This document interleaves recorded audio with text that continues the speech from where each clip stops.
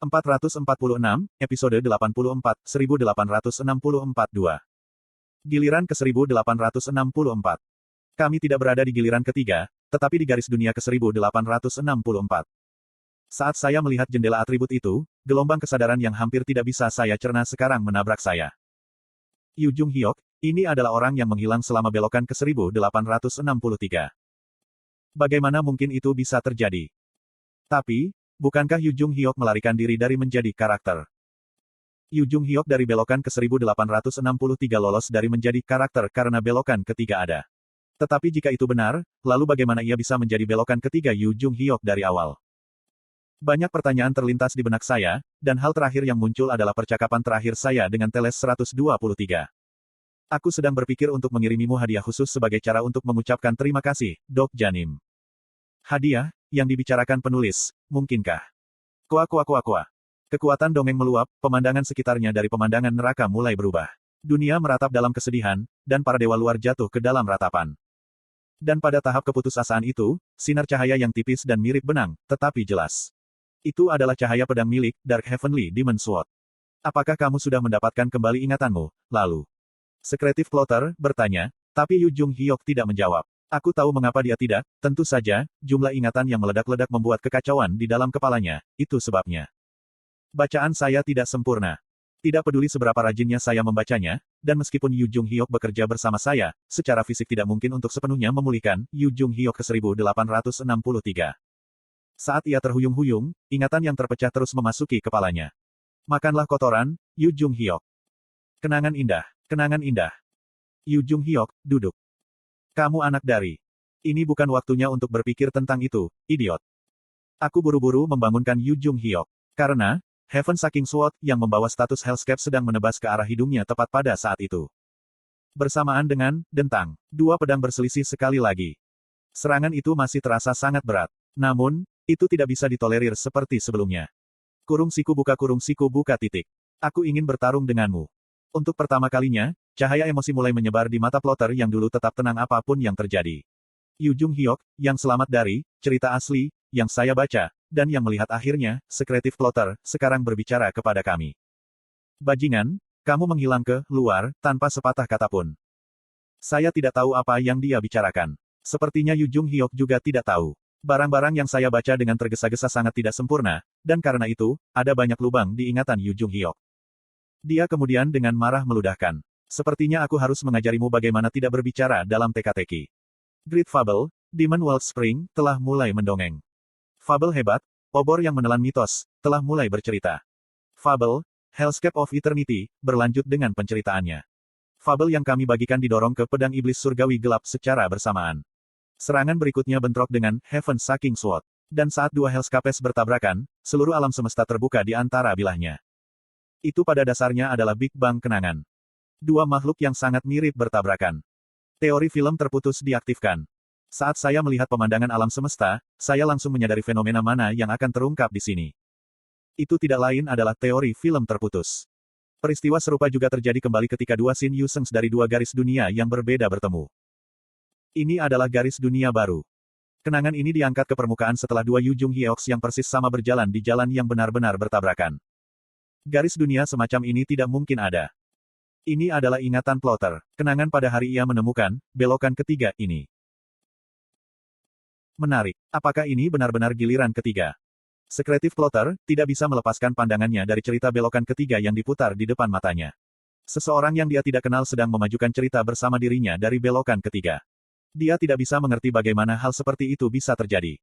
Namun, Anda masih akan gagal. Mereka menggunakan beberapa metode yang dia kenali, sementara dia bahkan belum memikirkan beberapa yang lain sebelumnya. Terkadang, mereka terlihat ceroboh, dan di beberapa waktu lain, mereka benar-benar beruntung. Ini adalah fabel yang belum pernah dilihatnya sebelumnya. Sekretif Plotter menyaksikan fabel dari garis dunia ini seolah-olah dia tersedot ke dalamnya. Jadi, sudah berapa lama dia menonton fabel ini? Dia akhirnya menyadari bahwa dia telah menjadi persis sama dengan rasi bintang yang sangat dia benci. Semua, Yu Jung Hyuk yang dia serap berbicara dengannya. Apakah Anda lupa, Great Plotter? Kami berharap untuk kematian. Giliran regresi itu tidak akan berhasil. Kematian, itu adalah keinginan kuat dari semua Yu Jung Hyuk yang dikutuk dengan nasib regresi. Sekretif Plotter, ada semata-mata demi memenuhi misi itu. Mustahil untuk membunuh, impian paling kuno. Selama kita hidup, kita harus mundur lagi. Sekalipun mati itu tidak mungkin, bagaimana rasanya menjadi sangat dekat dengannya. Alasan untuk mengirim avatar Han Suyong ke belokan ke 1863 tepatnya karena itu. Dengan menggunakan irregular yang ditemukan pada giliran ketiga ini, mereka akan menyelesaikan kematian mereka. Dia berencana untuk menyegel setiap Yu Jung Hyuk melalui teori film terputus untuk bergabung dengan Yu Jung Hyuk ke 1863 dan jatuh tertidur lelap. Tetapi di ambang penyelesaian rencana itu, dia tiba-tiba berubah pikiran. Aku hanya menuju bab final Zongsang. Karena saturasi bintang tertentu yang mencari tidak terbaca miliknya sendiri. Bab terakhir, nama tidak terbaca yang sangat dia harapkan, tetapi tidak pernah dia terima. Giliran ke-41, Yu Jung Hyuk kaget. Giliran ke-416, Yu Jung Hyuk kaget. Giliran ke-967, Yu Jung Hyuk kaget. Giliran ke-1472, Yu Jung Hyuk kaget. Yu Jung Hyuk dari semua perubahan dalam dirinya juga menyaksikan tontonan itu. Beberapa Yu Jung Hyuk kagum, beberapa putus asa, dan beberapa Yu Jung Hyuk menjadi geram. Secretive Plotter, termasuk dalam kategori terakhir. Kurung siku buka titik. Tidak mungkin bab final lain ada.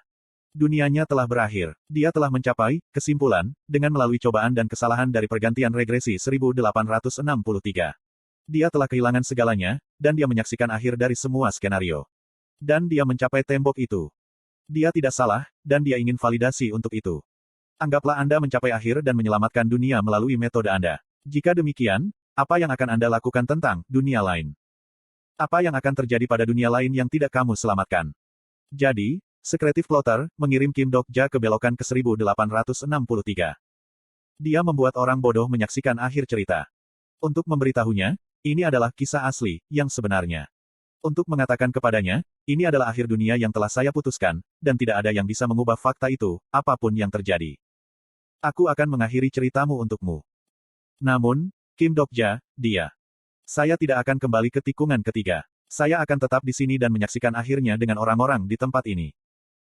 Titik. Dia mengubah itu. Cucut. Rencana penyegelan Yu Jung Hyuk gagal, dan arah cerita yang seharusnya ditetapkan menjadi batu dialihkan. Giliran ke 1863, Yu Jung Hyuk menolak untuk bekerja sama dengan Anda. Aku ingin hidup. Yu Jung Hyuk yang seharusnya disegel, memilih regresi sebagai gantinya, dan memasuki dunia baru. The Secretive Plotter, dengan tergesa-gesa mengumpulkan ingatan semua yang sudah mati, Yu Jung Hyuk dan mengejarnya. Dia mengejar Yu Jung Hyuk mengenakan mantel putih, melintasi cahaya bintang yang menyilaukan dari garis dunia sementara ingatannya tersebar. Yu Jung Hyuk ini telah membuang topeng karakter, dan terbang menuju dunia baru. Berhenti. Anda tidak dapat menuju ke bagian selanjutnya. Hanya, plotter rahasia, yang tahu tentang kesimpulan dunia ini. Giliran ke 1863 adalah, akhir dari semua cerita. Dan setelah itu, saya ingin menyaksikan, dunianya. Kembali ke saya, tempat Anda seharusnya, ada di sini. Kamu. Secretive Plotter, meraung. Bahkan jika, mimpi paling kuno, mengizinkan regresi ini, pada akhirnya Yu Jung Hyuk terikat untuk mengulang mimpi buruk itu lagi. Dan jangan lupa, dia memulai skenario tanpa ingatannya akan berarti. Full bodoh itu pasti mengatakannya. Dia mengatakan bahwa alam semesta pasti ada. Eksis. Mimpi paling kuno, semakin penasaran dengan cerita itu. Yu Jung Hyuk menjangkau. Dia sekarang membayangkannya, sebuah dunia yang terletak sangat jauh. Sebuah dunia yang tidak ada di alam semesta, cara bertahan hidup. Secretive Plotter berhasil mengejar bentuk jiwa Yu Jung Hyuk tepat pada waktunya. Tapi yang dia ambil hanyalah mantel putih. Tubuh Yu Jung Hyuk sudah menghilang saat itu. Secretive Plotter bergumam dengan hampa. Kamu bodoh. Yu Jung Hyuk, yang kehilangan ingatannya berhasil mundur. Ini akan menjadi kisah sia-sia lain di mana awal dan akhir sudah diatur di atas batu. Mimpi buruk abadi akan terulang kembali di tempat itu. Secretive Plotter mulai mencari garis dunia ini. Dia ingin belajar lebih banyak tentang garis dunia yang dihilangkan oleh si idiot yang begitu luar biasa itu dengan mengorbankan ingatannya. Plotter berpikir bahwa dia akan merasa lebih baik tentang dirinya sendiri setelah menyaksikan si bodoh hidup dalam skenario dalam kesengsaraan yang hancur dan penyesalan. Akhirnya, ia menemukan garis dunia yang dimaksud. Cukup mengejutkan, dia sudah tahu tentang garis dunia ini. Kurung siku buka titik. Ini tidak mungkin. Namun baru saat itu, semuanya tampak berjalan dengan baik. Alasan mengapa garis dunia yang tidak dikenalnya tiba-tiba muncul. Alasan mengapa garis dunia yang sama sekali berbeda ada di mana giliran ketiga seharusnya. Setiap regresi yang ia alami digunakan sebagai pengorbanan untuk menciptakan garis dunia di atas tembok ini. Mimpi paling kuno, memimpikannya, mimpi terakhir. Ini adalah garis dunia yang mustahil diciptakan oleh hasil akhir yang mengganggu penyebabnya. Alam semestanya bergetar sekarang. Ketika ledakan bergema, sosok Yu Jung Hyuk dan plotter berpisah. Kami memperbaiki pegangan kami pada pedang iblis surgawi gelap dan memelototi musuh di depan kami. Sekretif plotter berbicara. Kurung siku buka titik. Sekarang kamu tahu, alam semesta ini seharusnya tidak ada. Akhirnya, saya bisa mengerti apa yang orang ini bicarakan. Dan juga, saya bisa mengerti sedikit bagaimana garis dunia ini terbentuk, dan mengapa peristiwa ini terjadi. Luar, yang Yu Jung Hyuk dari belokan ke 1863 pilih selama regresi, itulah giliran regresi yang kita alami sekarang. Betapa kejamnya hal ini. Anda baru saja berhasil melarikan diri dari menjadi boneka mimpi buruk, namun Anda menjadi boneka sekali lagi. Nada suaranya berat karena kesedihan. Aku bahkan tidak bisa memahami kedalaman dendam yang terkandung dalam kata-katanya. Jika Anda membaca buku yang sama ratusan kali, Anda mungkin menemukan interpretasi yang berbeda. Namun, teks tidak akan berubah. Karena itu adalah peristiwa yang sudah berakhir, dan tidak dapat dikembalikan ke awal. Heaven Saking Sword Plotter sedang menggambar lintasan panjang di langit. Itu berisi bobot giliran ke 1863. Orang yang dulunya Yu Jung Hyuk pada suatu waktu, tetapi sekarang hidup sebagai plotter rahasia. Orang yang memimpikannya kematian semua, Yu Jung Hyuk di dunia. Dia berbicara sekali lagi. Satu-satunya alasan mengapa kalian semua berhasil bertahan hidup adalah karena aku ada. Dan keberadaan itu menggunakan sejarahnya seperti senjata. Kalian semua, kamu harusnya mati di kereta bawah tanah itu. Atau kembali ke sinema Dungeon. Anda seharusnya mati di tangan Nirvana, dan seharusnya binasa di kastil kegelapan. Dia benar. Kamu seharusnya mati di dunia iblis. Anda seharusnya sudah mati selama, Gigantomachia, dan Anda semua harus sudah mati puluhan, tidak, ratusan kali sudah selama, perang besar orang suci dan setan, dan selama, perjalanan ke barat. Jika hidupnya tidak ada, jika kegagalannya tidak ada. Titik. Lalu tidak ada dari kita yang akan bertahan sampai sekarang. Jadi, bagaimana kalian semua bisa bertahan hidup? Dan sekarang, dia bertanya kepada kami. Kenapa? Kenapa bukan aku, tapi kamu? Finn.